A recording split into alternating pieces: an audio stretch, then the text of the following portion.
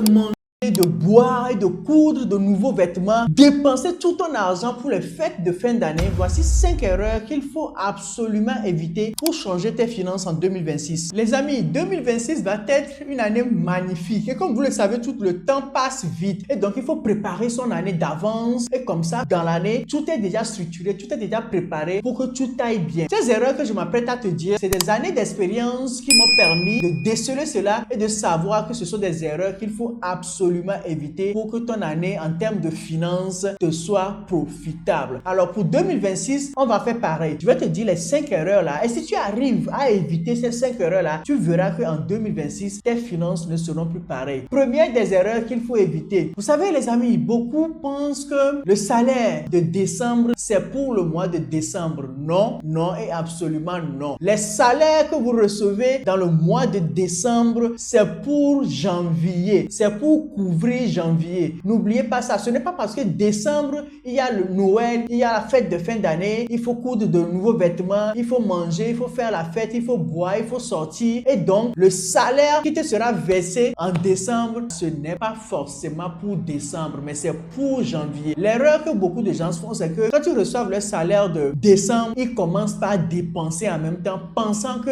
c'est juste pour la fête. C'est avec l'argent là qu'il faut organiser la fête, boire, manger, coudre des habits, faire des sorties et tout, mais non. Et quand il tombe maintenant en janvier, janvier commence et janvier, comme vous le savez tous, comme beaucoup de gens aiment le dire, janvier c'est très dur parce qu'il n'y a pas l'argent. Il n'y a pas l'argent parce que tu as tout dépensé en décembre sur les fêtes et voilà janvier là, tu n'as plus d'argent pour couvrir tes frais en janvier. Première des erreurs à éviter. Donc ce qui veut dire que les erreurs qu'il faut éviter en 2026 commencent déjà dès maintenant. Et si tu es là, présent, tu as déjà commencé par faire ces erreurs là, évite-les. Si tu n'as pas encore commencé, sache que c'est une erreur à éviter pour que ton année financière de 2026 soit différente. Deuxième erreur qu'il faut absolument éviter en 2026, c'est de faire les achats impulsifs, c'est-à-dire des achats qui ne sont pas forcément dans ton budget, qui dépassent forcément ton mode de vie, mais tu vas faire des achats là parce que soit la pub est passée et tu as une attraction pour le produit, tu as décidé directement d'aller acheter le produit, soit c'est peut-être pour les femmes, ce qui arrive très souvent pour les femmes, pour les achats impulsifs pour les femmes, elles ont forcément des perruques, des tissages, mais comme c'est période de fête, il faut racheter maintenant nouvel tissage, ou bien comme c'est début d'année, il faut aller au boulot avec nouvel tissage, avec de nouvelles perruques, tout ça. Et pour les hommes, c'est surtout côté vestimentaire. Les hommes, ils veulent s'habiller, bien s'habiller en début d'année. Et ça, ce sont juste les achats impulsifs qu'il faut éviter. Dès que quelque chose te prend comme ça, demande-toi cette question. Pourquoi je le fais? Et si je le fais, est-ce que ça va m'arranger en termes de finances? Si tu arrives à te poser cette question et que la réponse est positive et que ça va t'arranger pour tes finances, tu le fais. Mais la plupart du temps, c'est le genre d'erreur que je vais te dire. Si tu te poses cette question, tu vas voir que ce n'est pas du tout avantageux pour tes finances. Et si tu veux que tes finances soient bien pour l'année 2026, évite de faire des achats impulsifs. Troisième des erreurs à absolument éviter, c'est le fait de ne pas distinguer l'envie du besoin.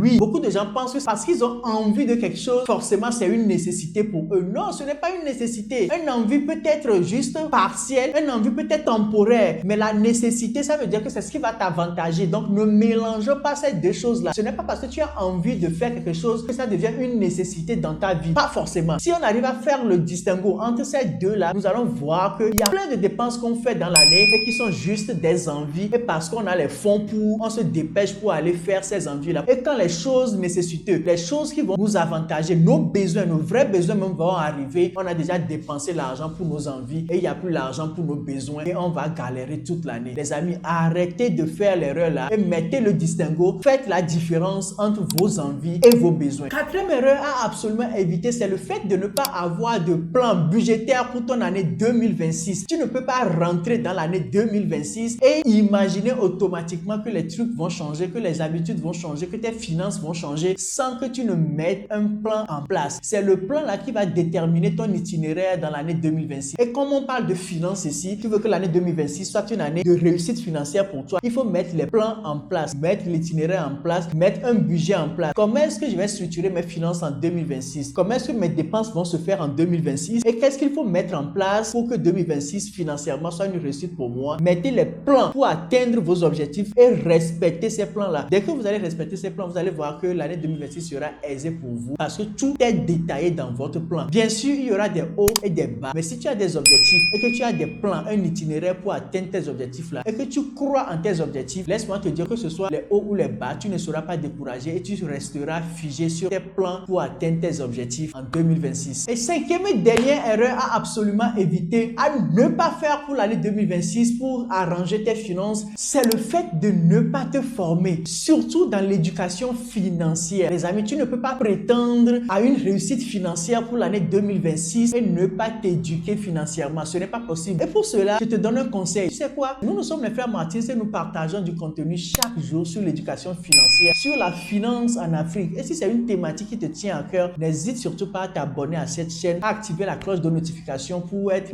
averti de nos nouvelles vidéos. Et l'année 2026 sur cette chaîne YouTube va être vraiment autre chose. On aura du contenu pour vous. Donc, cinquième erreur à éviter, c'est de ne pas se former, les amis. Dès que tu as l'occasion, forme-toi. Dès que tu as l'occasion, éduque-toi financièrement. Parce que plus tu auras de l'éducation financière, tu sauras comment maîtriser ton argent, tu sauras comment maîtriser ton salaire, tu sauras comment investir, comment est-ce que l'argent marche, les amis. C'est quelque chose de très, très important. Éduque-toi financièrement. Forme-toi durant l'année. Quel qu'en soit ce que tu veux atteindre comme objectif, prends le temps de te former dans l'année et tu verras que atteindre ces objectifs-là sera facile et aisé pour toi. Donc, voici les 5 erreurs que j'aimerais te partager aujourd'hui. Et si vraiment ces erreurs que je viens de te partager là, tu arrives à les éviter, l'année 2026 financièrement pour toi sera une réussite. J'espère que tu as retenu quelque chose de solide dans cette vidéo. En bon attendeur, peace out.